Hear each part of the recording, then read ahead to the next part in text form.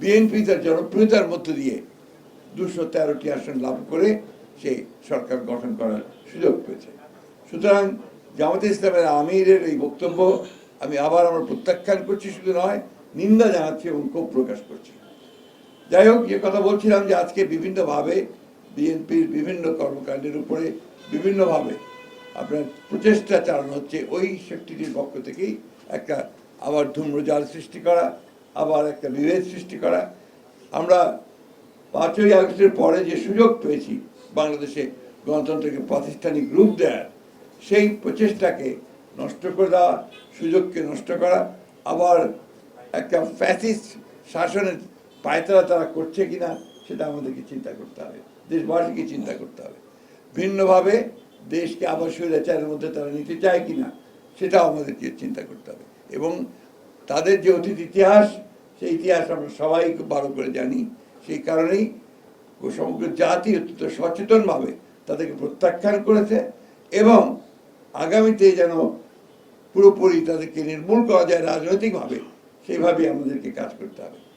সেই কারণেই এই পয়লা মের যে সমাবেশটি এখানে অনুষ্ঠিত হবে আমাদের পার্টি অফিসের সামনে দুপুর 2টায়, না নামাজের পরেই এই সমাবেশে প্রধান অতিথি হিসেবে উপস্থিত থাকবেন আমাদের দলের চেয়ারম্যান এবং বর্তমানে বাংলাদেশের সবচেয়ে জননন্দিত প্রধানমন্ত্রী জনাব তারেক রহমান।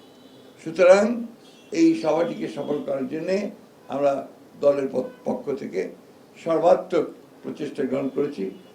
বাংলাদেশের মানুষের কাছে আমাদের আবেদন থাকবে যে তারা এই দিবসটি যথাযথ মর্যাদার সঙ্গে পালন করবেন। প্রত্যেকটি ইউনিটের আমাদের জেলা এবং উপজেলা ইউনিটগুলোতে একইভাবে নির্দেশ দেওয়া হয়েছে, তারাও সেইভাবে তারা এই দিবসটি পালন করবেন। আমরা ঢাকাতে এই দিবসটিকে একটা উৎসবের দিন এবং একই সঙ্গে রাজনৈতিক শপথ গ্রহণ করবার দিন হিসেবে আমরা এটাকে নিতে চাই, যাতে করে আমরা ভবিষ্যতে আমাদের রাজনীতিকে আরও বেগবান করতে পারি। আপনাদের সকলকে আজকে উপস্থিত হওয়ার জন্য আমি আন্তরিকভাবে ধন্যবাদ এবং কৃতজ্ঞতা জানাচ্ছি। আসসালামু আলাইকুম। এর বাইরে প্রশ্ন করা যাবে না।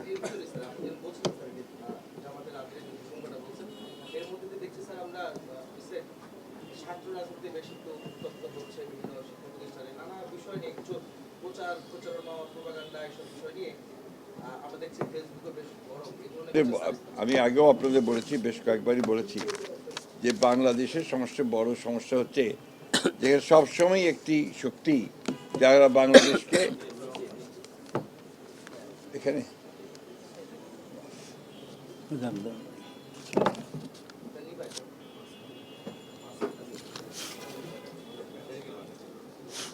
আমি খালি গলায় বলে দিচ্ছি, খালি গলায় বলে দিই।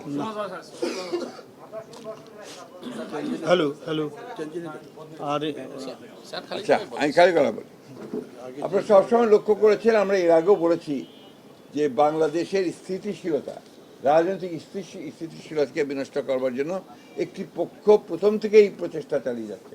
সে নির্বাচনের আগে থেকেই, তখনও আপনার অফুরন্ত মিথ্যাচার, প্রোপাগান্ডা, ফেক ইনফরমেশন, আপনার সোশ্যাল মিডিয়াকে অন্যায়ভাবে ব্যবহার করে, আপনার অনৈতিকভাবে ব্যবহার করে বিএনপিকে জনগণের কাছ থেকে সরিয়ে দেওয়ার একটা প্রচেষ্টা চলেছে, কিন্তু সেটা সক্ষম হয়নি, সফল হয়নি। এখনও আবার দেখেন যে সমস্ত কার্টুনগুলো করে তারা দিচ্ছে এবং সেগুলো নিয়ে যে প্রচেষ্টা তৈরি করছে, খুব স্পষ্টভাবে বোঝা যায় যে ওই শক্তি যা বাংলাদেশকে অস্থিতিশীল করতে চায়, একটা একটা আপনার ইনস্টেবল অবস্থায় নিয়ে যেতে চায়, অনিশ্চিত অবস্থায় নিয়ে যেতে চায়, তাই এই কাজগুলো করছে। আমরা তীব্র নিন্দা জানাচ্ছি। ছাত্র রাজনীতিতে এই ধরনের যে একটা অবস্থা তৈরি করার যে প্রচেষ্টা করা হচ্ছে, আমরা তারও নিন্দা জানাচ্ছি এবং আমি আশা করব যে যে সমস্ত পক্ষগুলো এই ধরনের অপকর্মে লিপ্ত হচ্ছেন তারা বিরত থাকবেন, কারণ বাংলাদেশের স্বাধীনচেতা ছাত্র সমাজ, সচেতন ছাত্র সমাজ বরাবরই অপরাজনীতিকে পরিহার করেছে এবং জনগণও পরিহার করেছে, এবং আমরা এবারও দেখব যে জনগণ এগুলোকে প্রতিরোধ করবে এবং তাদেরকে পরিহার করবে। ধন্যবাদ। এটা অন্য বিষয়ে পরে কথা বলবো। হ্যাঁ, বলেছি তো, আপনি লক্ষ্য করেননি বোধ হয়, এটা দেখছিলেন না। হ্যাঁ, বারবার বলা হচ্ছে। জি, সেটা তো যেদিন সমাবেশ হবে সেদিনই জানতে পারবেন। আগে বললে তো ওটা মজা থাকবে না। জি, থ্যাংক ইউ।